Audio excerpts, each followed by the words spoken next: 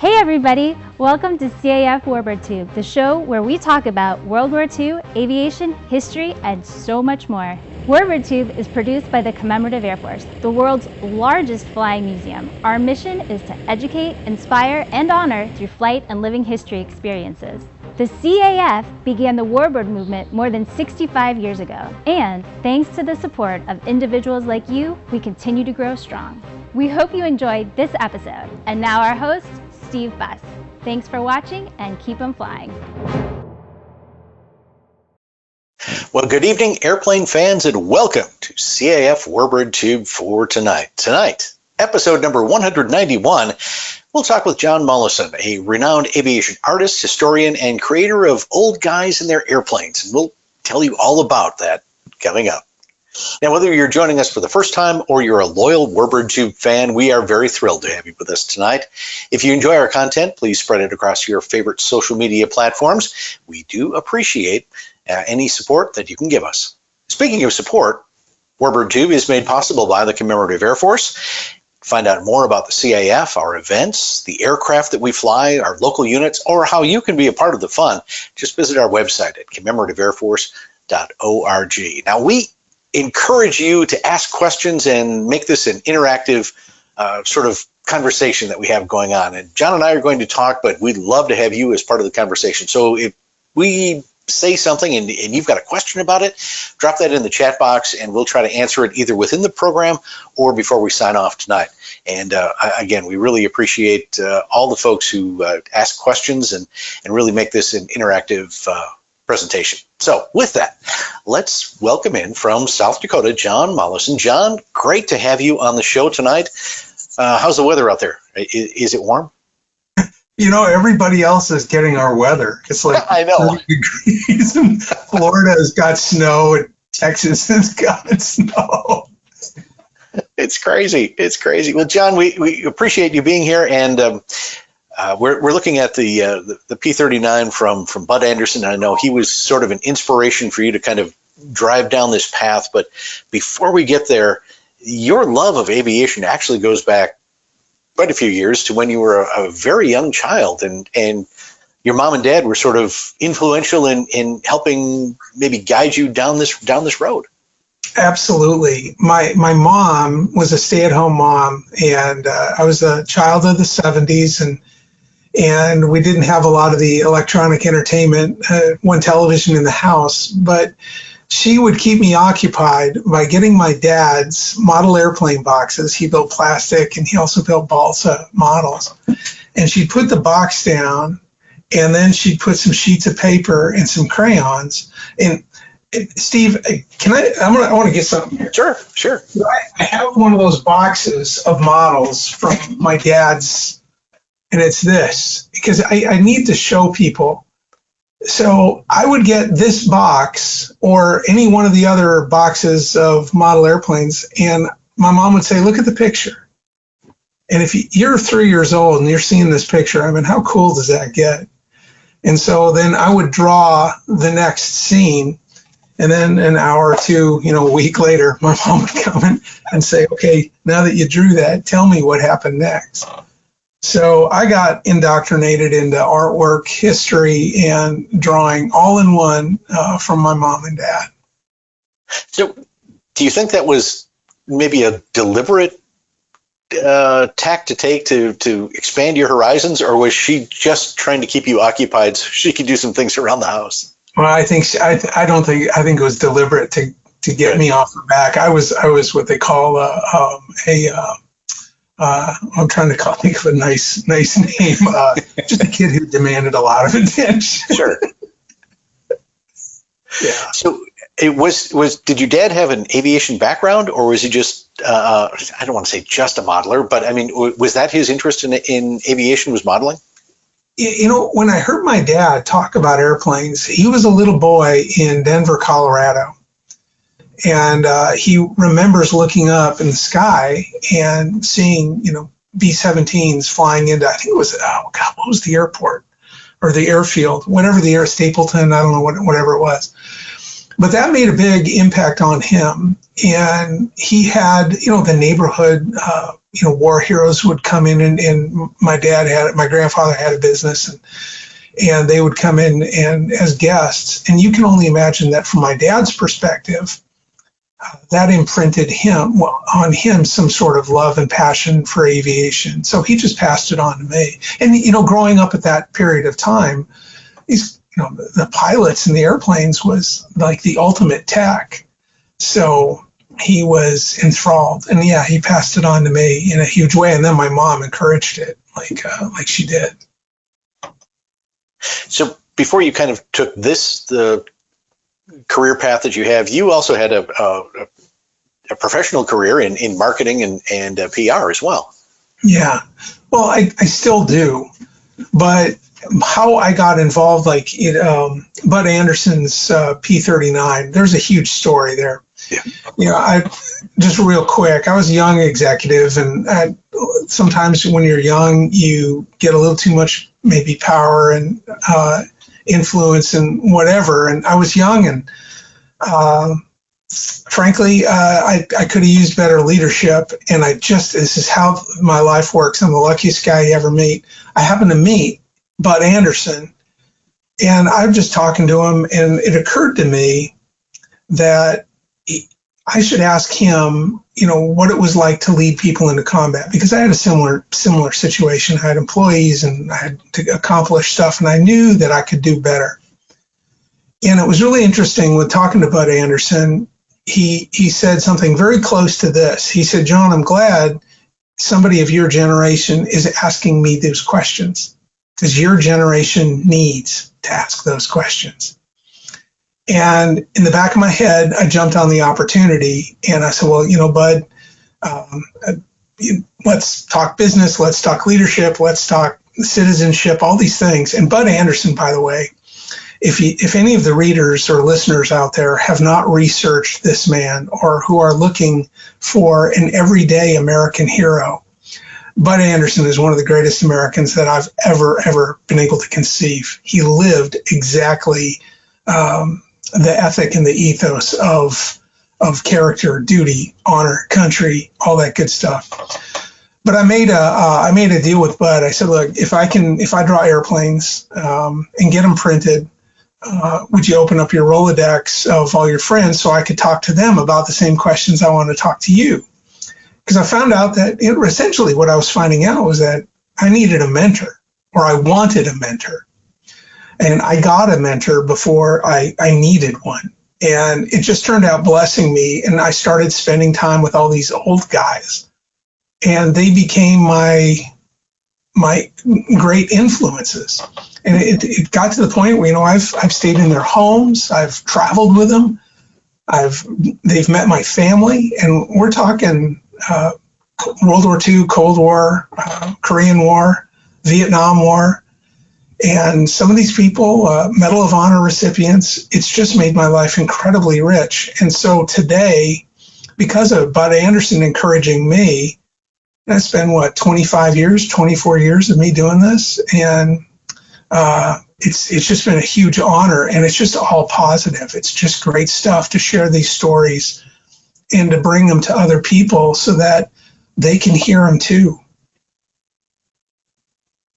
It's great. So what was the circumstance that you met Bud in the first place?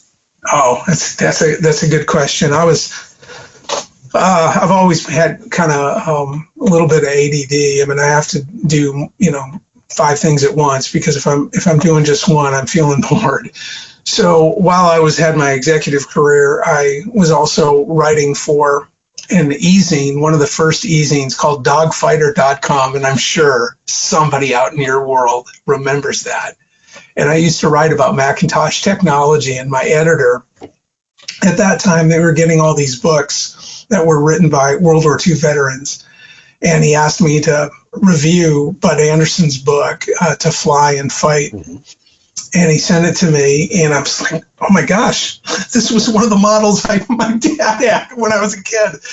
And I interviewed him, put his interview on the website, and we got a ton of traffic. But it was only later, it was about a couple months later, that it just occurred to me, I really want to go deeper. because you can only talk about, there I was at 30,000 feet surrounded by Germans so many times. I wanted to know what made him tick. And when you start digging in there and you're just all of a sudden going, well, I'll never read a self-help book, business book, seminar again. I want to talk to people who've actually got it done. And so that's how it got started. How often were you in contact with Bud through the years? Well, the first couple of years that I started interviewing World War II aviators, I would say every 3-4 months. And then, no more than that, way more than that. I would say, geez, for the first year, I bet you email, phone conversation. I can't remember, but it was common. But then a couple of years would tick by, and then we wouldn't really have contact, because by then I was, flying all over God's green earth, and I was meeting tons of Bud Andersons. And but I would bump into him at an event, or I'd be speaking at some event, because all this kind of blew up in its own little world. And I'd bump into him, and it was just the wildest thing. I remember one time I was speaking at an event in Phoenix, and he was next on the list, and I didn't know that. I just had my little slot, and I came off the stage, and there was Bud, and sitting in a wheelchair.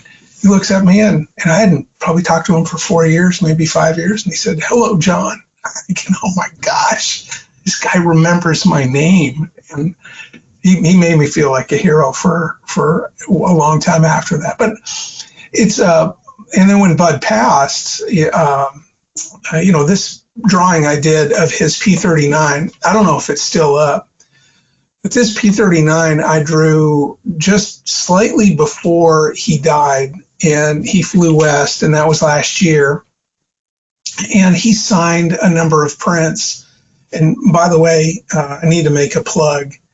The Distinguished Flying Cross Society has these prints for sale. So if anybody wanted to have one of Bud's, his P-39 signed by him, they have it on their website. And the DFC Society, Steve, if you can ask me about them in a few minutes, I'd appreciate it, because they're a heck of an organization. But, we stayed in contact. And up until, these old men are going to die. These old guys, nobody's going to live forever. And I remember, when he passed, and we all knew it was kind of coming, I just thought to myself, the world is so much less that somebody of that quality is gone. But then I thought, he has left a legacy with people who value him and looked up to him, like me and many thousands of other people. And I thought, well, what a great way to pass the torch, is to live well and then trust somebody else to live well. Gosh, to me, that's why I do this. It's cool. Well, and amazingly, you were introduced to Bud. You got to talk to him in the days before. How do I phrase this? He was, for many years, was always in Chuck Yeager's shadow. And not to take anything away from General Yeager, but he was Chuck's wingman. And then through the years, as he started, I guess, maybe making more appearances, coming forward a little more, you suddenly got to see someone, like you said, who's a true American hero, and not just in World War II, but beyond.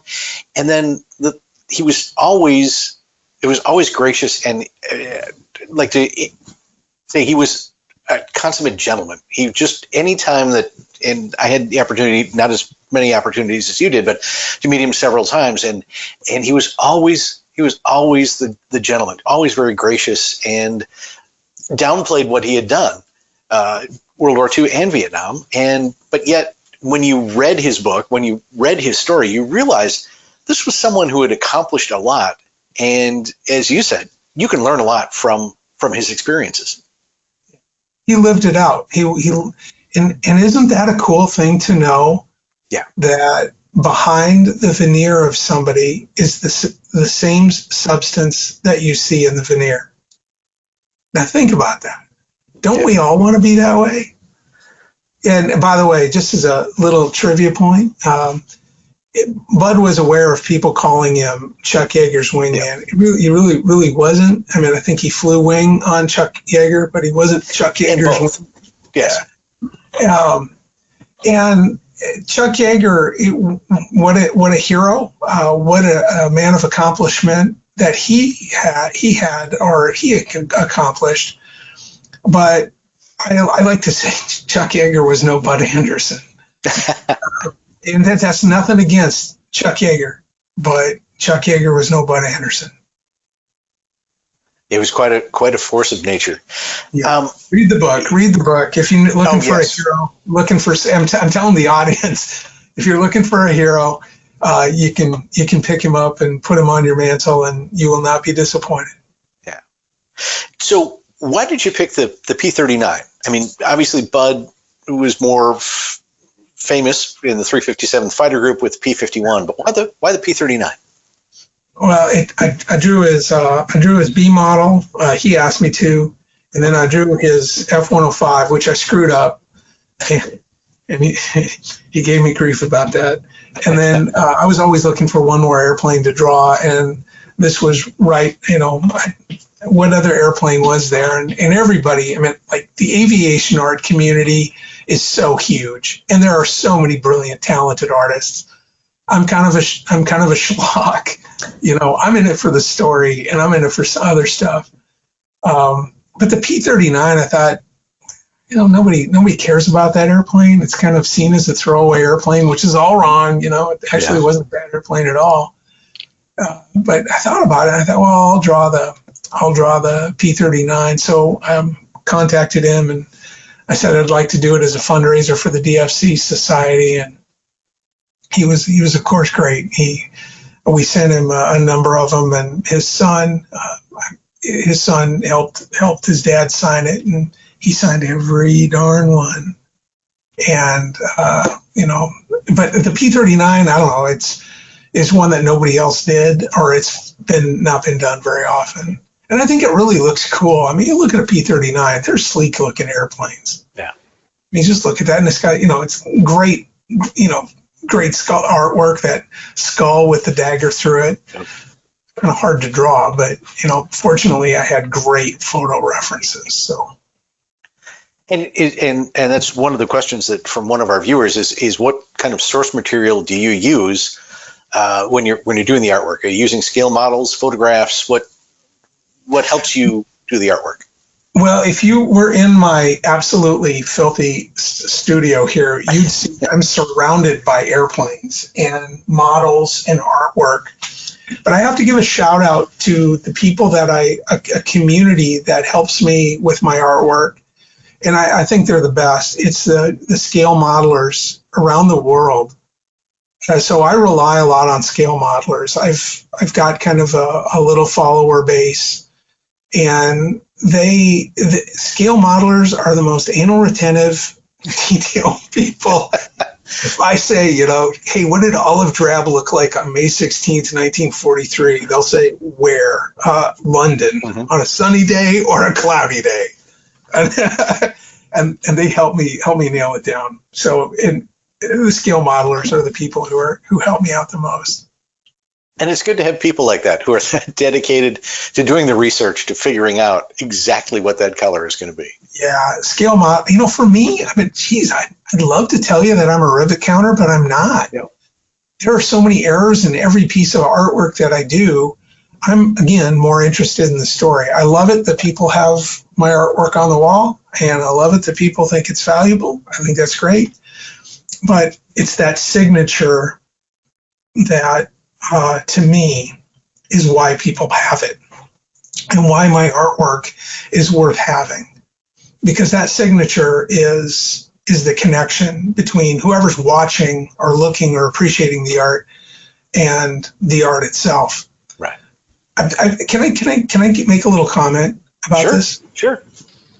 So if I watch people when they look at my artwork on a wall, and you can watch and you can kind of see, and airplanes, everybody kind of comes up and they look at it, and it's interesting. And the reason I draw profiles, one of the reasons is I can do them relatively quick. but I can also do a profile, and there's no controversy with the art.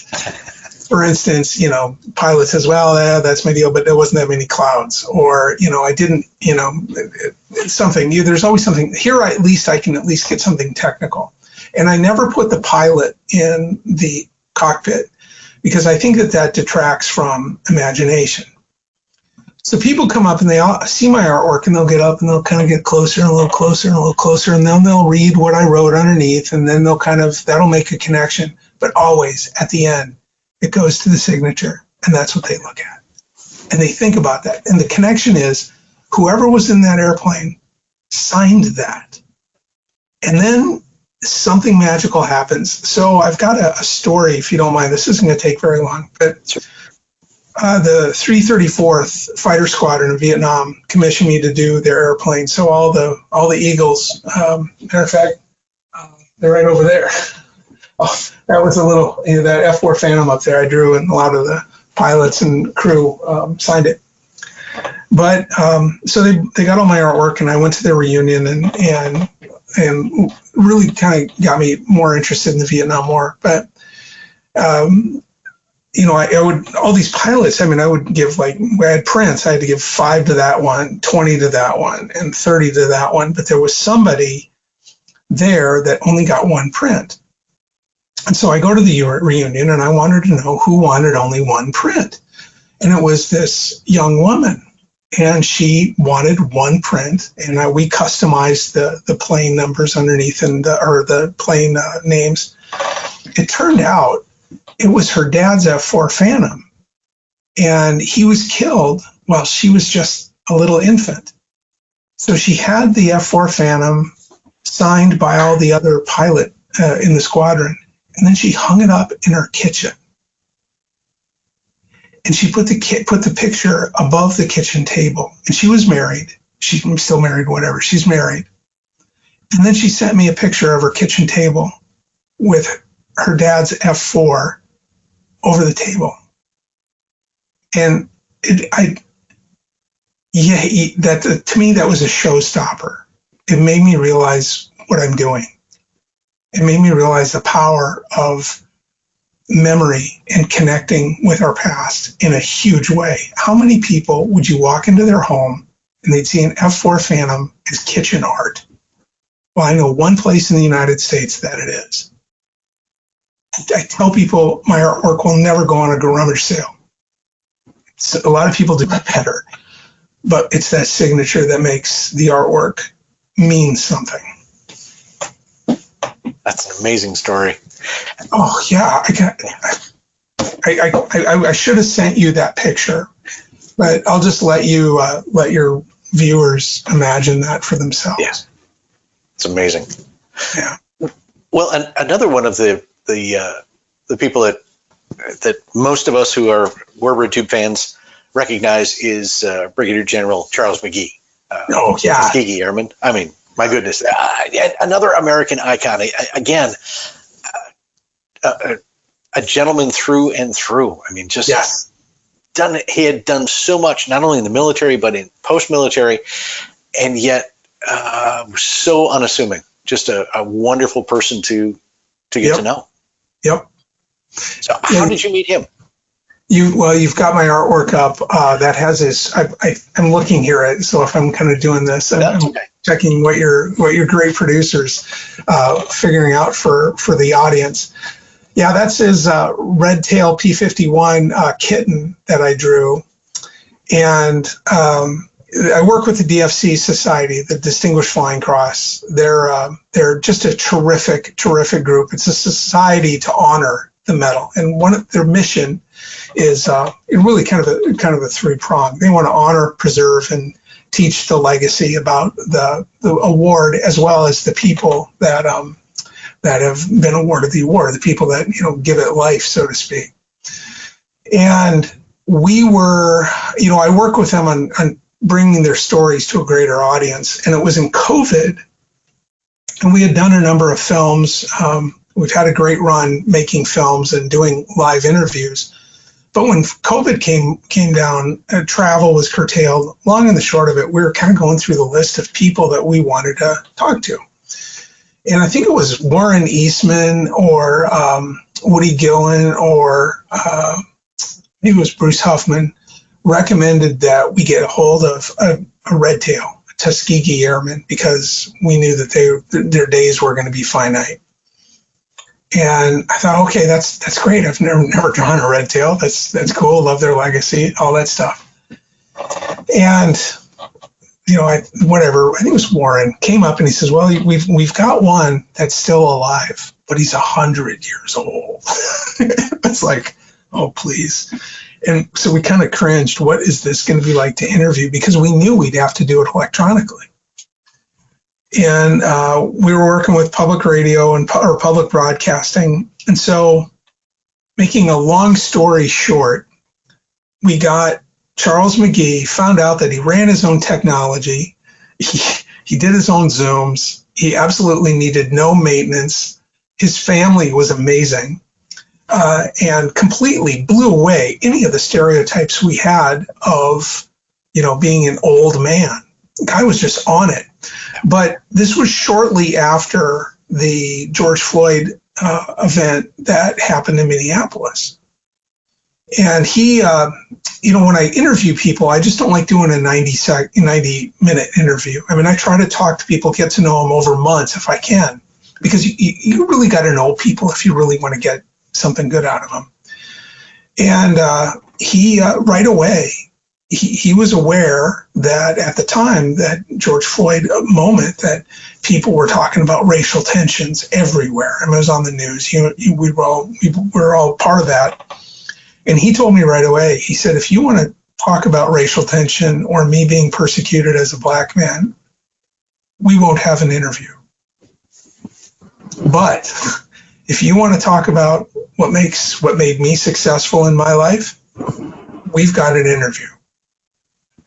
And that was really a cool way that McGee set the tone. And he was certain that anybody who followed his example, that's why I have the little 4 Ps, that's his little patented formula for success. It's, perceive, I'm looking here, I just want to read it, perceive, prepare, perform, and persevere. He said, if anybody can do those things in the challenges in their life, they'll be just as successful, if not more successful than me. So McGee, that artwork is now at the Ocean Spring Charles McGee Library. The DFC Society have a little memorial and a plaque to honor him, and it's pretty cool. But he signed a number of those prints too. So if you want to go to the DFC Society, you can buy the print. All the money goes to the society and their education fund. But yeah, that picture, that's Charles McGee's young son. Actually, he looks a lot younger than what he really is. And those are 2 DFC Society members. And that's my artwork. That's pretty awesome. Oh, yeah. I had to stop myself because I can start nerding out and naming names. And, I don't want to do that. No, the DFC guys kind of want to stay in the background. But well, so you've mentioned it a couple of times, and tell us more about the DFC Society. Well, I got involved with them because one of the World War II pilots that ended up being one of my heroes, his name was Hank Snow. I wrote his biography, and he flew 666 combat missions in World War II, Korea, and Vietnam. And he was one of my early heroes, and he became like family to me. And he met a guy by the name, a DFC recipient from the Vietnam War by the name of Bruce Huffman. And they got to be friends. And Bruce is kind of a visionary. He's involved in some of those early fractional jet, executive jet businesses. The Vietnam War generation has been very successful in many ways. They're a group of American, participants in history that doesn't get the credit that they deserve by a long shot. But at any rate, Bruce contacted me one day and said, hey, Hank Snow says you're kind of into history, and I've got a lot of history. I'm a member of the DFC Society. Can we help each other? And that's how I got involved with them. And then since then, they've been a part of a lot of my history gathering, films, educational materials, and have really given me tremendous access to these incredible American history stories. And like I said, it's their mission, honor, preserve, and teach the legacy of their recipients. You don't get a DFC if you're sitting at a desk. So anytime somebody has a Distinguished Flying Cross, the story is worth listening to, and it just opens up a whole lot of new stuff. So I'm kind of their mascot, so to speak, for their history geekishness, I guess. Do they have a headquarters or facility of some sort? They don't have a facility, but they're a network of people across the country, across the world. I mean, Americans who are abroad. But you can go to dfcsociety.org and learn all you want. A wonderful group. I mean, you hear about veterans groups that are, what do they do? Well, I can tell you that the DFC Society is looking long term. How do we take history? How do we take our history and make sure it's like Bud Anderson's history, and it gets taught. It's out there for somebody else to come along and go, hey, I want some of that. I want some of that in my life. And, that's how we learn from other people. So I have a soft spot in my heart for the DFC Society. Very good. Mm-hmm. You've got some great artwork. Is there sort of a signature style that you use, through your art? I don't know. I pretty much look at it and then I just try to draw the least controversial, the least objectionable thing, which is a side profile view. I can get it done and, get it done and get it out the door. I don't know. I think I'm okay. There's so many people who draw profile illustrations, and they make my stuff look like I did it with a Q-tip and nail polish. But whatever. That's a B-29. Of course, and the CAF. You've got Fifi, one of only 2 flying B-29s. That's why I sent you that artwork. But I don't know if there's a signature style. I can tell you this: if you look at my artwork, everybody asks, "What's the little thing by the tail?" And that's my initials in the shape of a shark. So, and why the shape of a shark? Thank you for asking. Yeah, I wasn't expecting this, and now you get to hear it, and it's an awkward answer, and then we can go off and we can talk about something else. I don't, I don't like evangelizing with my life. I know people of all faiths. Friends left, right, up, down, Muslim, Hindu, Jew, whatever, it doesn't matter. But I'm a Christian, and sometimes I can come across as a little bit acerbic or maybe not act all that entirely Christian-y. So instead of making a Christian fish, I made a Christian shark. There you go. And that's all I want it to be associated with my art. I don't want to be known. I just had to tell you the truth. So very good. Yeah. Now That's a great story, though. I mean, we all sometimes fall short of where we want to be, but it's always an aspiration to be that person. Yeah, right? I'm trying not to swear. I quit smoking. There you go. How many different pieces of artwork have you produced over the years? Oh, geez. I would say I've probably drawn 300 airplanes. Okay. And in terms of prints, I don't think I sent this to you, but the most successful print that I've ever done is not an airplane. It's the Minuteman missile. And I've sold thousands of prints with the Minuteman missile. And if you go to the Minuteman Missile Monument, which just happens to be in South Dakota along Interstate 90, if you walk in, they'll have an easel with my drawings of the Minuteman I, Minuteman II, and Minuteman III missile. And if you're a missileer from whatever era, they give you a pencil and you sign it. And they fill up the drawing with signatures and they send it to political dignitaries. I don't know what they do with these things, but they've gone through, I think, 15 or 20. Wow. And that's just of those little placards. But my missile artwork is everywhere. I mean, if you're a missileer, I think you chances are you have them. You have a T-shirt, postcards, whatever. I've merchandised the missiles pretty heavily. So I think the missileer story is another great American story. It's something. But we are here to talk about fixed wing aircraft, not a guaranteed delivery in 30 minutes and Armageddon. There you go. Oh, I'm just talking now. I got to see what you called up next. You got the drone. Who knew that we had drones in Vietnam? I had no clue until you sent me this package.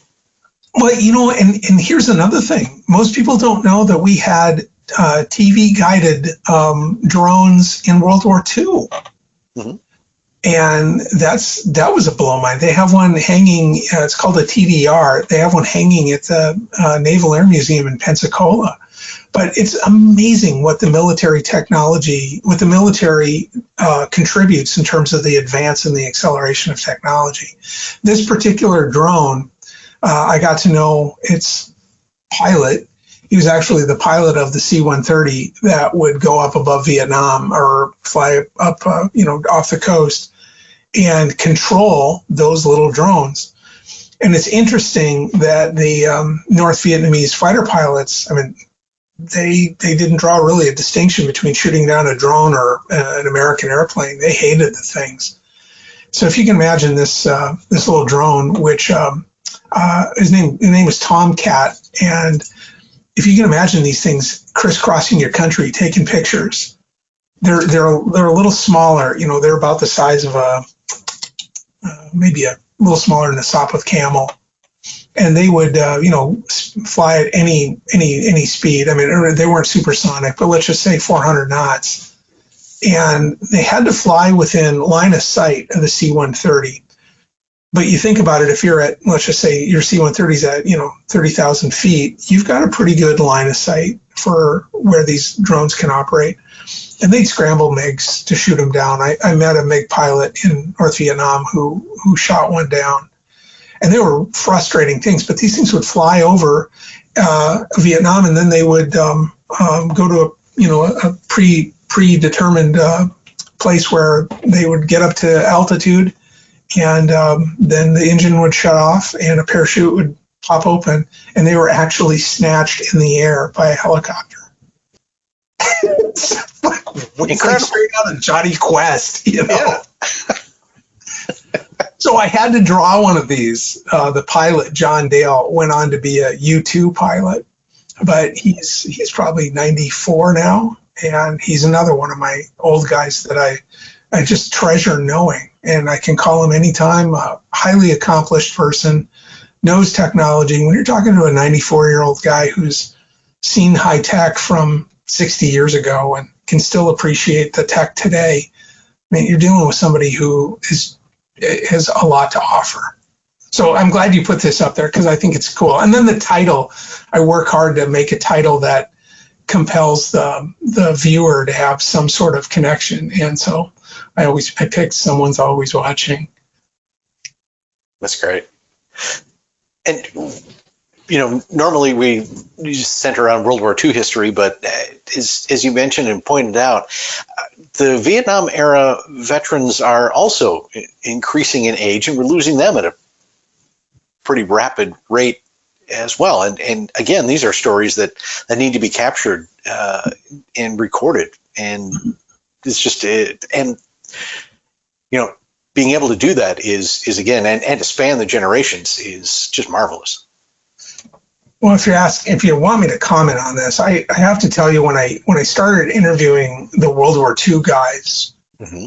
The phone would ring, and how I got the old guys moniker was my kids. When they were just little kids, they'd pick up the phone, and they'd say, "Dad, it's some old guy." Well, that's literally what they would say. "Dad, it's some old guy." I don't know who it is, some old guy. And so they were in their, 80s and, or, 90s. And then they started, flying west. And I never wanted to do anything to do with the Vietnam War. So I have a blog, and I just out of a courtesy for somebody local who wanted to honor his father-in-law, I drew a B-52 and I put it on my blog and I wrote about it.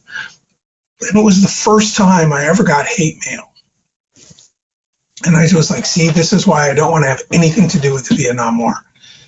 And I started poking around in the Vietnam War, and it's so different than World War II.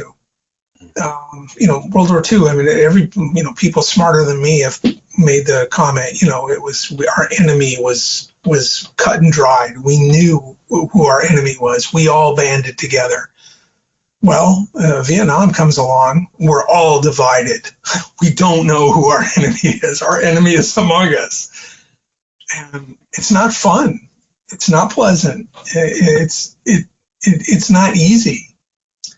So eventually you run out of good stories, and there's the Vietnam War had all these really great airplanes. And so I said, you know what, if I hate the Vietnam War so much and don't want to do it, then maybe the problem is me and not the Vietnam War.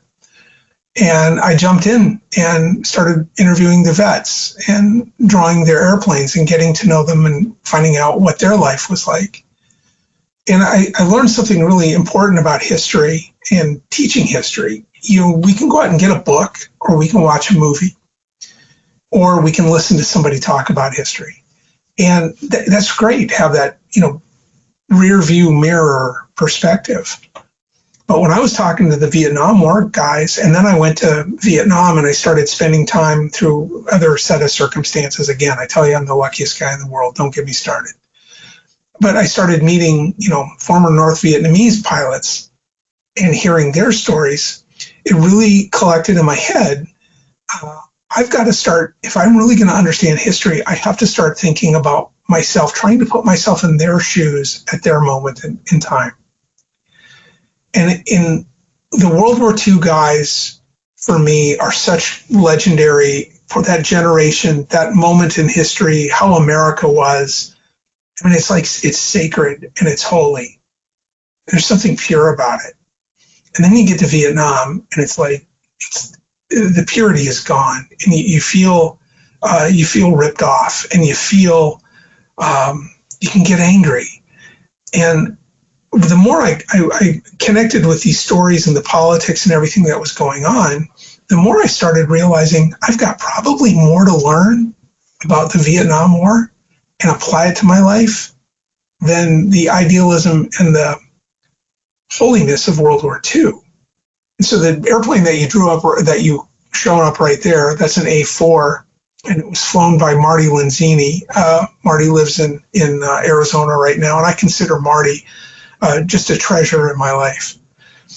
And he and I were talking one day, and he was taken with the idea that I wanted to find good in the Vietnam War story.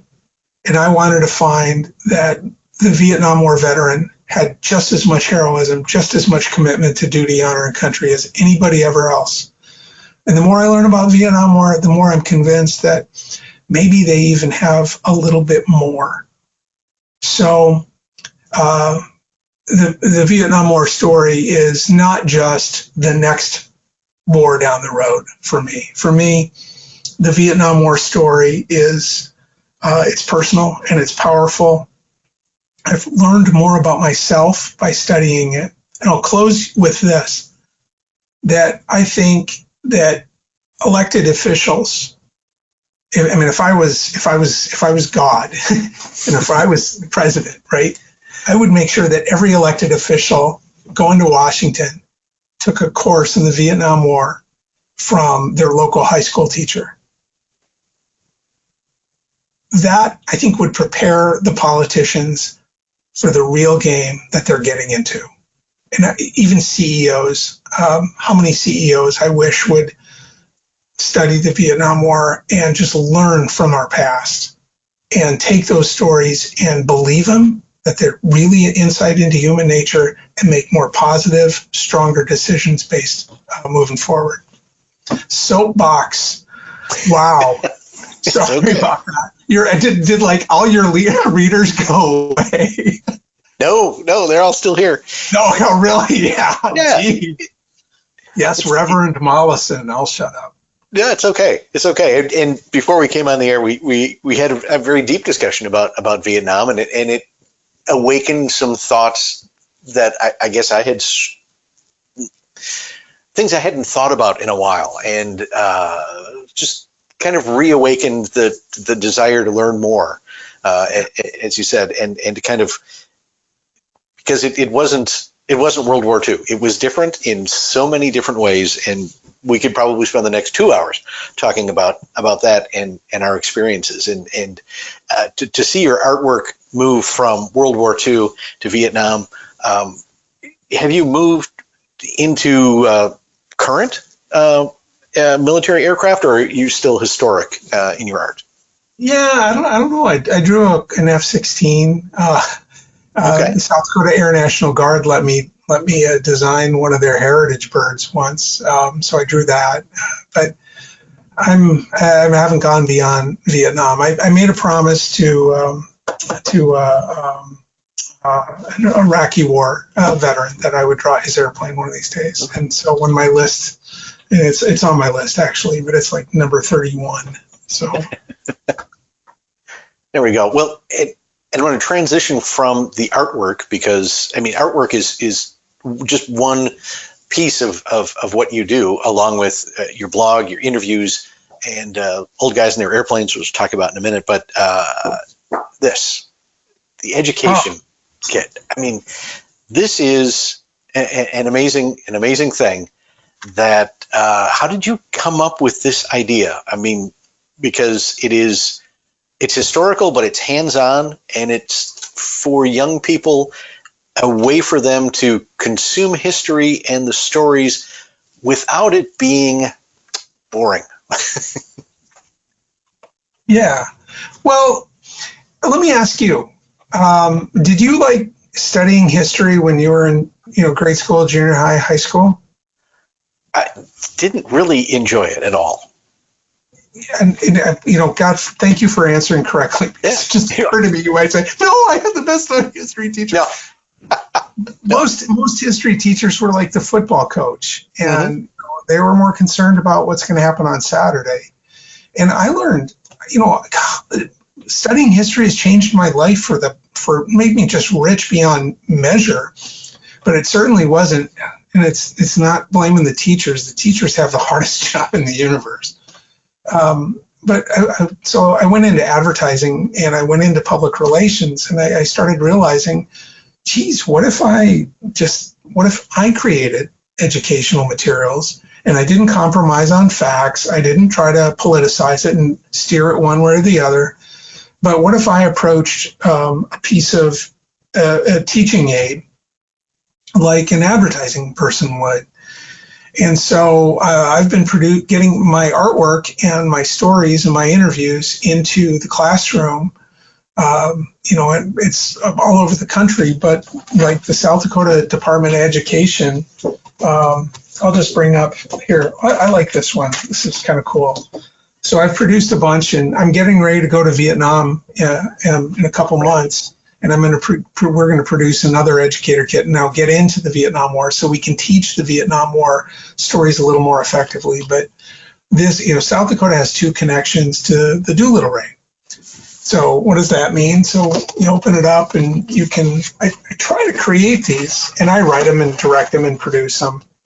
But I try to write them, direct them, and produce them so that it appeals to a number of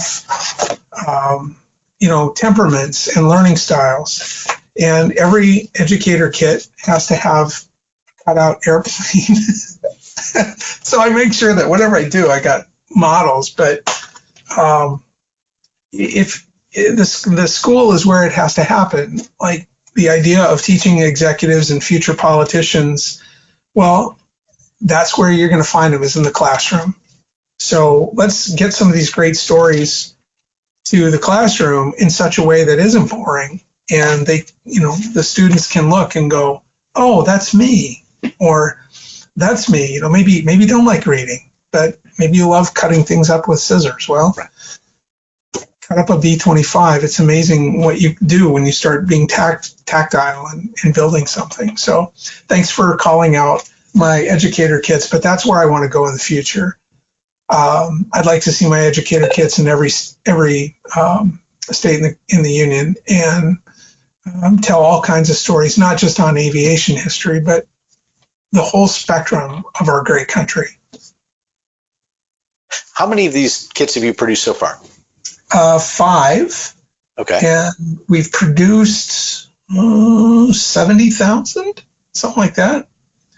And then I've got other educational materials that have gone out into schools. But, I want to hit the 1 million mark. I think it's worth killing trees. One of the visions I had right away, I could develop a flash game or some sort of electronic thing. And I said, no, I just want to do whatever I'm doing, distill it to paper. And yeah, you called up, that's actually a little giveaway that the Naval Air Museum hired me to do. And you can make a TBD Devastator and a Zero and reenact the Battle of Midway. But how cool is that? Yes, and I think it's a great way of telling the story without, like you said, you could have done an electronic game or a flash or whatever, and it's on a screen. And we are so used to seeing everything on screens, right? For a young person to actually have to cut this out, put it together and do something, tactile, I think just brings the story to life in a different way than it does on a screen. Steve, I want to make a quick anecdote. I know you've got other things you want to do with this show, but I look at my stats of my readership and viewership pretty carefully. Maybe not as much as I should, but my number one audience is 55 and older and males, but my number 2 audience is 30 and under, and it's 50-50 male and female. So history is become, I have a little phrase. If you get my challenge coin, as a matter of fact, if you email John at johnmollison.com, I will send you a challenge coin to the first 3. But these younger people, they've grown up with screens all their life. Screens are kind of boring, but they haven't cut up airplanes and flown them around the classroom. So what I'm seeing is that young people are enjoying the idea that something is printed and they have to hold and flip around. It's novel to them. For me growing up, the movie day in the classroom was really cool. Now they get movie day in their phones every second that they're awake. So I'm seeing a benefit, and kids love these things. So thank you. I just wanted to dispel the rumor that kids need electronics to learn. Right. Yeah. And of course, along with your educator kits, old guys in their airplanes, and these documentaries are tremendous, and it's not something that you do just from reading your blog and some of the other things. This is not something you do in a weekend. This is really, as you said, you want your interviews, your relationship to last more than just a few days, and you really have a knack to get into the depth of these stories. Yeah, comment first of all. I created Old Guys in Airplanes. I find the old guys. I get to talk to them. And the production team is way beyond me. We've got camera guys, and they're outstanding. Look at all the little laurels, with all the film festivals that read the credits. I am this much of Old Guys in Airplanes. But if anybody goes to my webpage and goes to johnmollison.com, there's one film I'd like everybody to start with, and it's The Gentleman Next Door. That's why it's top middle.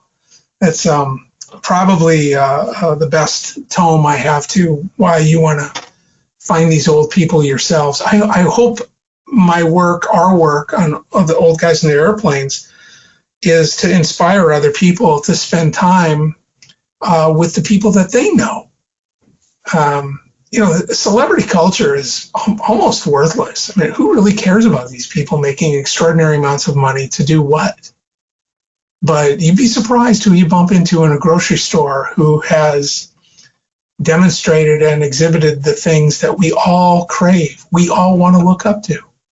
And there are stories that are just waiting. I'm doing a project for a community in Florida right now, and I'm looking at the rap sheet of this Vietnam War helicopter pilot. And I'm just thinking to myself, whoa, I mean, this guy deserves a cape. He's Superman. He's a Marvel hero. And I asked him, I said, well, how often have you gotten to talk to people? And I'm not going to use his name because he wouldn't be happy if I used his name right now. But he said, well, nobody's ever asked me. Okay, well, that was a new one in 25 years in interviewing veterans, and nobody's ever asked me. I felt really sad. But his story is going to get out there now in 3 or 4 months. My followers are going to get able to learn all about him and why his wife calls him the greatest human that ever lived. Can you imagine your wife saying, yeah, Steve, you're the greatest human that ever lived? I mean, wives aren't dumb. It's like, wow, okay. Guess I better capture this story, and I'm glad I asked. That's good. We will be waiting to see that as well, and we'll probably have to have you back on and talk about that when it's out. Yeah, and when I'm going back to Vietnam to interview a bunch of the former North Vietnamese fighter pilots, I mean, I'll have a target-rich environment for history then. If you want to talk about what that was like, this is maybe my 3rd time taking veterans over to meet their former enemy. So that's always a trip. It's amazing. That has to be amazing, because I think, back in after World War II, when, German or Japanese pilots met up with American adversaries, there's that common bond of both being aviators, and I'm sure that carries through into Vietnam. But we don't hear about or see those sort of reunions the same way we did with the World War II generation. Right. Well, I have an anecdote. I don't know if I want to use names, but a very high-ranking North Vietnamese, and he's a bona fide ace. I think the North Vietnamese give him 8 victories, and our Air Force gives him 6. But we went out and we had too much to drink, and through my translator at the end of the evening, he put his arm around me and said, "You Americans have got to get over your guilt over the Vietnam War. It's going to ruin your country." It's like, oh, geez, he's telling that to me. Yeah, whatever. But in a strange way, he's right. We're just forgetting that moment of history, and I'm seeing real beauty in the story and the service of the Vietnam War veteran, and it's humbling. I can get emotional if I think about it. I really don't want to get emotional in this last few minutes of your show. Sure. It's okay. So we'll change the subject. One of our viewers is wondering, what's your favorite aircraft model which you've kind of noted throughout your life? Do you have a favorite? I mean, that's kind of hard to say sometimes. I do. I'm a total nerd for the Westland Whirlwind. If you ever look at my journals, draw Westland Whirlwinds. Now, that's my website. That's me drawing an F-86 Sabre, probably the most beautiful aircraft ever existed. But Westland Whirlwind is, I don't know why. I'm just weird. It's a neat airplane and kind of one of those coulda, shoulda, wouldas of British aviation. But yeah, thank you for asking, whoever asked that question. God bless you. Here's another one. In going back to Vietnam, do the pilots from Vietnam have the same affection and special connection to their aircraft that they flew, the same way that some of the World War II pilots and crews did? Oh, 100%. 100%. And especially, I'll tell you, the airplane that really engenders the love It's an airplane called an F-105 Thunder Chief. Yeah. Had the highest loss rate of any, attack airplane in the Vietnam War. I think half of them got shot down because their mission was so horrible, and they got right into the thick of it. But the Republic F-105 Thunder Chief, amazing aircraft, and the pilots and crew are still to this day just proud to be a part of that whole story. So yeah, absolutely. But the 105 drivers are a special breed. Yeah, I had to call that out. Very good. Any final thoughts before we wrap up tonight? Well, I've got a little saying that I like to tell people, and it's on my challenge coin. Again, the first 3 people who send me, I'll send one.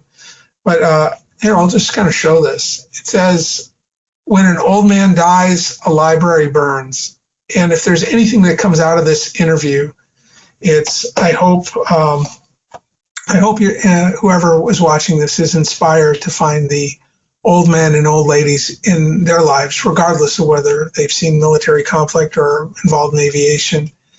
And just to be corny, check out their library. That's where the wealth is. And it's true. And we have a tendency to, at least on this program, to focus in on the military service, but sometimes some of the other stories that are out there, those who may not have been wearing uniforms but did their part in whatever way that was, those stories are worth remembering as well. John, thank you so very much for being with us tonight. And thank you, our audience, our loyal audience, for being here. If you have any thoughts on tonight's episode or ideas you have for future topics, please drop us a line at media@cafhq.org. If you liked what you saw tonight, please share it across your social media platforms. We do appreciate that, and help get the word out and spread the news about CAF Warbird Tube. And if you are subscribing on YouTube, make sure you click the bell icon, and you'll get notifications when our new shows are posted. So, John, again, thank you. And until next time, I'm Steve Buss, wishing you blue skies and tailwinds. As always, have a great night.